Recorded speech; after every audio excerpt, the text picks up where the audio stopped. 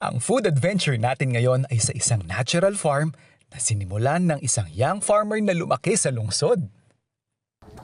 Hi, ma'am. Hello! Welcome to Kalipayan Farm, Chef JR! Hi, ma'am. Very promising, ah. We're so pleased and we're so happy. Salamat po for having us here. Curious lang ako, syempre. Kalipayan is a pretty deep Filipino word. Bakit po Kalipayan? Actually, Kalipayan is from my native dialect, which is Waray. It means Oh. happiness, Okay. kaligayahan, or kasiyahan. All right. So it's from the root word lipay. So that's Okay. the heritage of that name. I guess doon din po nakapalibot yung vision ng at least yung direksyon ng inyong farm. Yes, yes. Actually, Kalipayan is a restaurant that my parents used to have back in the city, no? Dahil sa, the changes in environment, nag-close po yung aming restaurant doon. So, na-realize ko, parang hindi ata akma siya doon sa lugar ng syudad. Okay. So, I said, I think it's good to reinvent it and bring it to a farm. Na-realize ko yung ating pagluto ng pagkain sa ating mga anak, Yeah. ito rin ang ating pagluto sa ating mga halaman. So Yes. kung mataas ang nutrisyon ng ating binibigay sa ating mga halaman, mas double pa ang bumabalik din sa atin. So ano po bang linalagay natin? Fermented na mga fruit juice Yes. tulad ng pineapple, ganyan, papaya, Okay. banana. Yan po ang aming dinidilig sa aming mga halaman. Kaya pag ito'y hinarvest mo, napakatamis niya kumpara doon sa nakagisnan ko nung ako'y lumalaki. Yes. Ngayon ay nakikita ko na, wow, ang sarap pala. Hindi mo na kailangan dagdagan ng kahit ano pang Yes. panlasa kasi natural na siya. True. At dahil doon, sa lasa niya, yung anak ko ay, masaya siya sa kinakain niya. Patunay na epektibo ang ginagawa nilang natural farming dahil hindi ka mauubusan ng mapipitas na pagkain dito sa Kalipayan Farm. And I know normally hindi naman to sinasama sa sinigang na isda, but since nandyan na siya sa harap natin, gagamit din naman tayo ng puree ng sampalok, sama na rin natin to. Kadalasan ginagamit dito yung talbos, pero pinaka-obvious na indication kung ano yung mas magandang gamitin is yung lighter green. Kung makikita nyo naman yan, dark green ito yung light green. So pwede nyo nang gamitin yan. Bakit? Kasi ito medyo mas matigas na. Pag pinakuluan nyo yan, hindi yan masyadong madudurog. So parang pag kinain mo, parang hindi malinis sa bibig. Kumbaga, ito, yan, para tong mga malunggay, ganon. Talbos fest tayo ngayon, sama na rin natin yung talbos ng kamote. So kahit yung nabubuo nating putahe, puro talbos, maganda kasi dito, iba't ibang variety, kagaya nito, talbos ng kamote, iba yung kulay. Yun nga, sabi nga natin, parang general understanding sa mga gulay is pag mas makulay, mas masustansya. Meron tayong cluster dito ng mga gabi. Tingnan din natin kung may laman na siya. Sama rin natin sa ating sinigang. And part nung building of flavors, I also wanted to add na rin yung ating pinakagabi. Hindi ko siya sinasabay with our fish kasi mas gusto ko ito mas lamog. But definitely kung mas prefer nyo siya ng yung mas may bite, pwede nyo siyang ilagay or isabay kasama ng isda. So lalagay ko lang yung ating gabi or aba sa amin sa Ilocano. Malalim din yung connection ko sa ingredient na to. Bukod of course doon sa pinanggagawa nating laing. Ito madalas to pag wala na kayong pang-ulam. Lalaga lang to or actually ihaw direkta sa uling.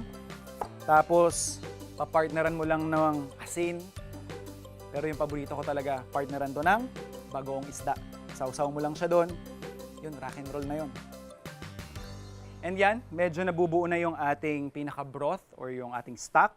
Pwede ko na rin ilagay yung ating bangus.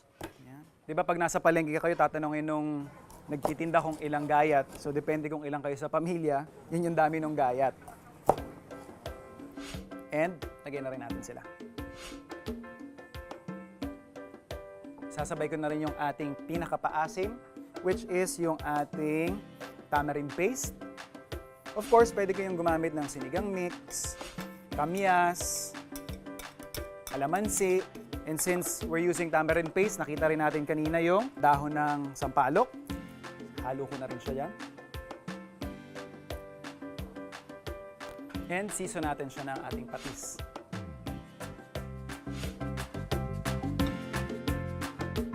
And when you're seasoning dish na ina-anticipate mo magre-reduce pa siya, Huwag mo kagad siyang titimplahan ng sakto. Kasi as it reduces, syempre nagko-concentrate pa yung alat, yung asim, or kung ano pa yung ibang panimpla. So, alalay-alalay ka lang. Pwede pa nating dagdagan yung ating asin. And then we'll just let it simmer for about siguro mga 10 minutes to 15 minutes. Then we'll check para ibagsak naman natin yung mga natalbos natin kanina.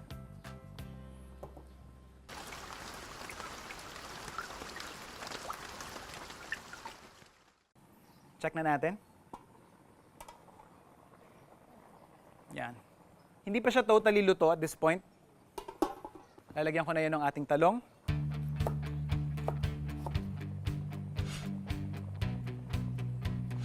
Lagay ko na rin yung ating okra.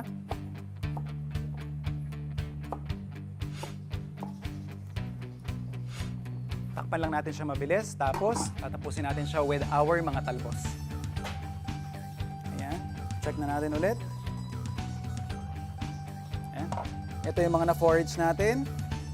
Talbos ng kamote. Sama na rin natin yung ilang red amaranth. Ayan. Yung ating kangkong. And talbos na ating kalabasa. Huling takip na natin. Pwede na tayo mag-plate after.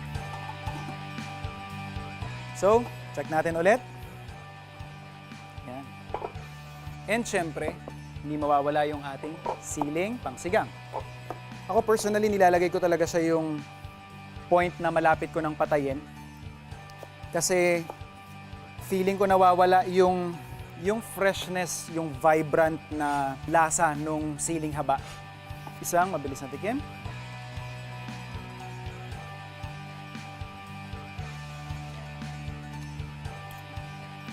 And we're ready to plate.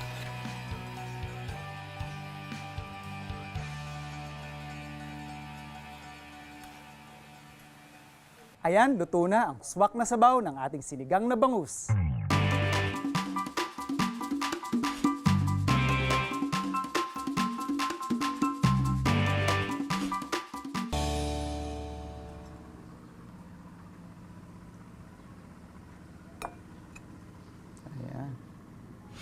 Siyempre, pinaka-interested ako.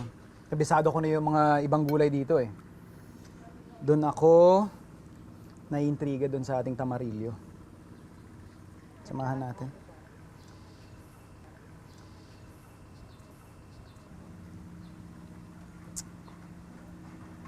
Siyempre, except doon sa balat, masarap. Surprisingly, yung pait hindi ko na siya nalalasahan.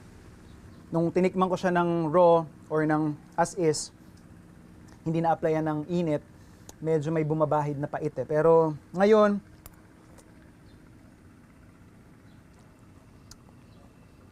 yun nga, yung unang paalala niyo sa'yo ng mangga. Yun yung humahaplos sa dila mo kapag kinagat mo yung laman niya. Tapos yun nga, yung buto niya, reminiscent din ng, or para siyang kamatis. Yeah, very interesting talaga. Malaki yung potential nito.